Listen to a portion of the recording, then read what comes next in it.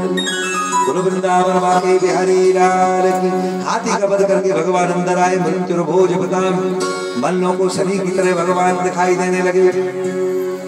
और नरबराहा जो भगवान के मित्र हैं, पहले से बैठे उनको मित्र के रूप में दिखाई दे। श्री नाम स्मरो मूर्तिमान, गोपों को अपना जो स्वजन संपत्ति दिखाई देने लगे। बड़े बुजुर्गों को पुत्र की तरह दिखाई देने लगे, कंस को मृत्यु की तरह दिखाई देने लगे। और जो विद्वान लोग बैठे हैं उनको विराट के रूप में दिखाई देने लगे। संपूर्ण जगत में वही वही दिखाई देने लगे। तत्वम परम योगिनाम, योगियों को तत्व के रूप में दिखाई देने लगे।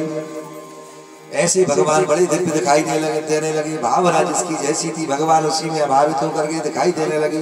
कंस ने ललकार आए कि इनको मारो, तो बड़े बड़े दो, एक मुष्टिक और चाणूर आए।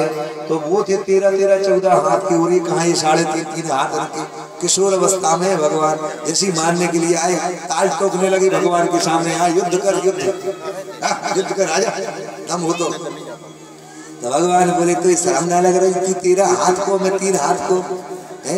अपने बराबरी वाले तेना लड़ सके तू? तो उसे युद्ध करूंगा मैं, डर नहीं रहे। इतने में एक बोला कि अच्छा अगर यशोदा का दूध पिया हो तो आ जा। ये जब बोले अभी अच्छा यशोदा से बिछड़ के ही आए, सोई कन्हैया की आंखें लाल लाल हो गई। दाऊ दादा देखो मैया को नाम ले रहे हो, जे बोल ना होगा सोई। अच्छा भगवान राम के समय में तो बड़े बड़े देवताओं को भगवान ने मारा, लेकिन कृष्ण के समय में तो जो बड़े बड़े आते थे ना मल, धक्का मार देते थे बलराम की तरफ कि तुम निपटो, हमारे बस की जाए।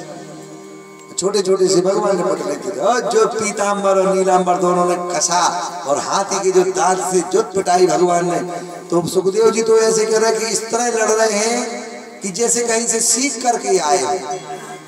भाई चक्रदाव भी होता है। अब गांव-गांव में जब युद्धशाला रही नहीं गई, मल्लशाला होती थी तो चक्रदाव होता था, मुल्तानी दाव होता था। अब कोई जानता नहीं दाव।